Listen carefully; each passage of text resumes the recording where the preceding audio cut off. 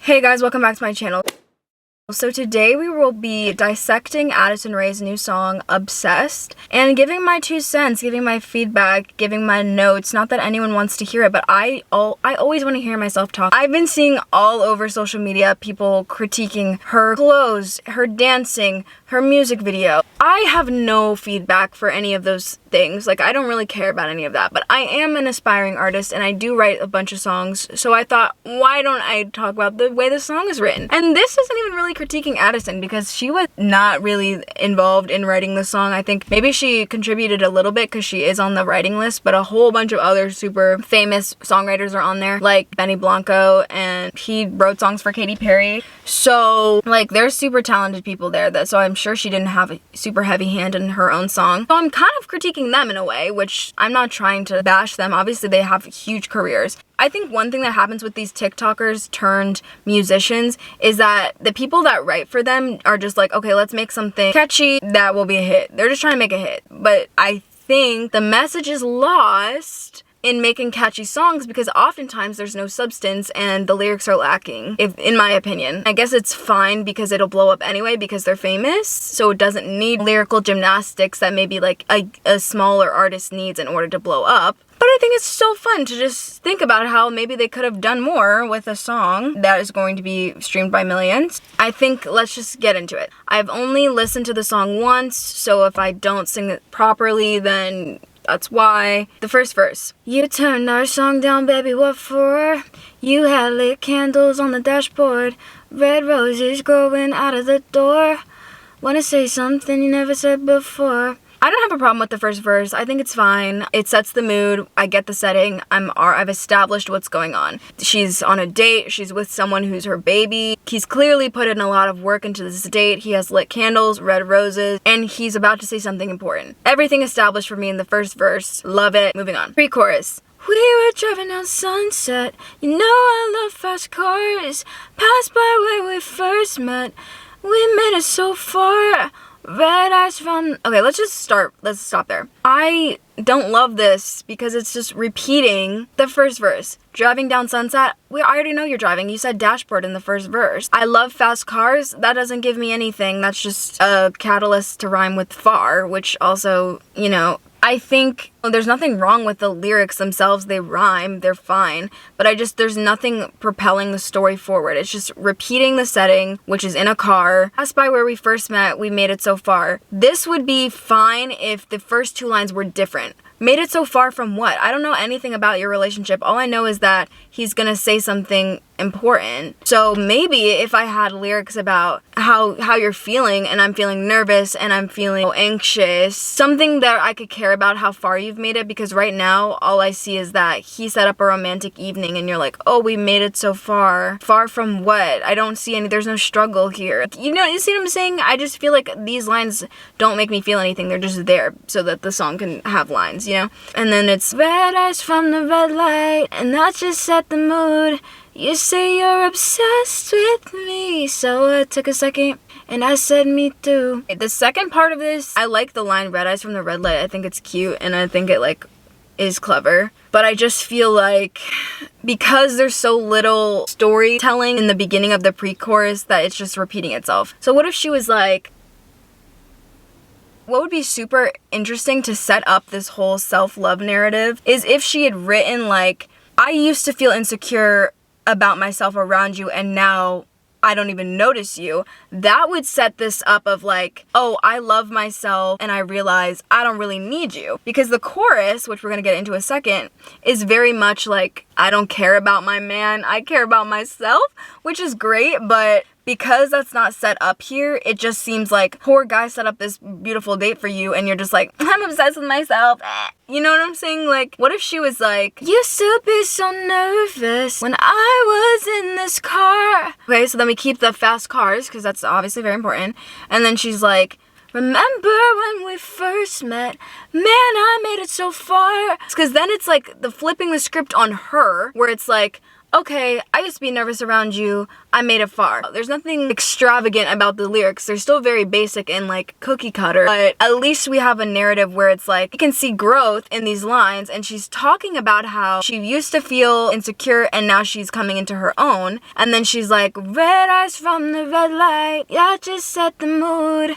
Or what if she said, or to take it a step up, it could be like, red eyes made me realize that I am so improved. Or something like, you say you're obsessed with me, so I took a second and I said me too. Then it's like, okay, we're on this date and that's all great. And I'm like realizing all these things about myself, like, hey, when we first met, I was too insecure around you. And like, oh my gosh, I have come into my own, and now I'm at the red light and I'm like, wait a second, I love myself too. You say you're obsessed with me, like I finally love myself enough to say that I don't need you. You see what I'm saying? See what I'm saying? Now we're telling a story. Now we're like writing a song that's means something, because if this is supposed to be a self-love song, which Addison said it was, then this is making me realize that. You know what I'm saying? You know what I'm saying? This is where the message comes in. The pre-chorus. Anyway, moving on to the chorus. So she's like, I'm obsessed with me as much as you.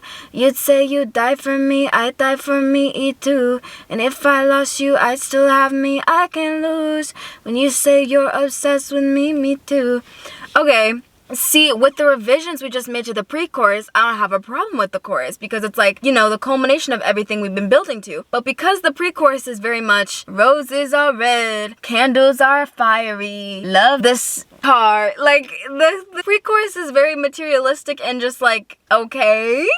So the chorus is just like, okay, you know what I'm saying? Like, it's just okay, and it can be even better if we had made those changes to the pre-chorus. So if we go for the chorus now without the pre-chorus, we're not touching the pre-chorus. Now we're just trying to make the changes in the chorus so you can get the message that this is a self-love track, which I wouldn't have known if I hadn't heard that that's what this was about. We can change, I'm obsessed with me as much as you. You say you die for me, I die for me too. That's a little bit okay. I mean, come up with something different. So what if we say you die for me, that's cool, but I don't need you to. Because then we're getting like, oh, like that's nice of you, but I'm my own protector, or like I'm my own first love, or whatever the message is here. Or, and if I lost you, I still have me, I can't lose. I like that line because it really sums everything up. When you say you're obsessed with me, I don't know. I guess you can keep that. I mean, I'm kind of not a fan of like repeating obsessed with me, me too 3 different times as the pre, post, and chorus. I don't know about you, but I feel like pre-chorus and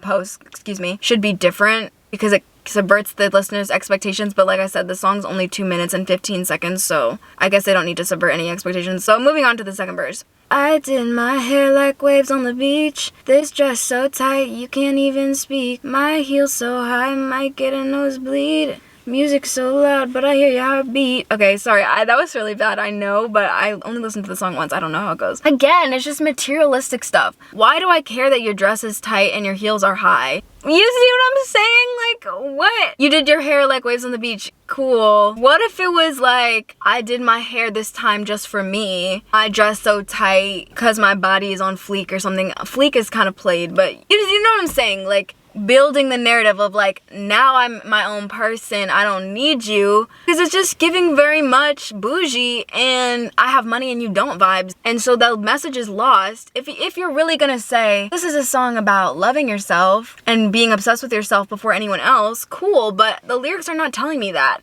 The only thing that's saying is like, when you literally say I'm obsessed with myself, but that's giving me very much like, this is not giving the vibe that you're looking for. Am I wrong? Am I wrong? Tell me if I'm wrong in the comments, because I will own it. But that's just the vibe I'm getting. This is just my opinion, y'all. Then she's like, we're driving down Sunset again, blah, blah, la-di-la-di-la, and then the chorus repeats twice. And then she's saying, but I hear your heartbeat. What is the significance of that? Why do we care that you can hear a heartbeat? The song isn't about closeness to him, because you're literally saying, forget you, I love myself just the same. So I'm just getting, we need to write a hit. It doesn't matter what the lyrics are about, and we're not trying to tell any story or convey a message. That's just what I'm getting from these TikTok songs. And it's fine because they're catchy. Me too. Obviously, I'm probably not gonna forget that because I've sang it a million times in this video, but I just feel like if you gave us a little bit more, then maybe people would not have as much to say about it. They would be respected more as artists if TikTokers who become musicians had lyrics that were conveying the message, because then it goes from social media influencers just singing a song to, oh no, she's an artist because she has something to say. But the lyrics right now as they are, I feel like they're not saying that much. Let me just make sure I'm quoting her right. Addison Rae, Obsessed. Okay, Rolling Stone. Lyrically, Obsessed is a tongue-in-cheek salute to self-love. Oh yeah, it's a highly stylized, tongue-in-cheek self-love track. I don't agree. I feel like it's just, I don't agree, okay? I don't agree. Oh my gosh, she's my age. Okay, yeah. But I hope you guys enjoyed this video and you can see where I'm coming from, and maybe if you want more videos like this, I'll make them, and maybe it won't be as all over the place as this video was, so I apologize for the lack of structure, but I was trying to make things up in my head and like go off the spot and just be authentic. I was just trying to do a lot of things in this video, so I apologize if you feel like it's all over the place. But if you did like it through all the muck, then please comment down below anyone else that you would like me to go through and like look at the lyrics and analyze the lyrics with you guys and give my feedback and my notes and all that jazz. So Stream Mommy, it comes out on Wednesday. I don't know if you'll see this afterwards, after it comes out or before, but if you see it after, then Stream Mommy because it's out on all platforms, and the link will be in the description box. And I'll see you guys next time. Bye.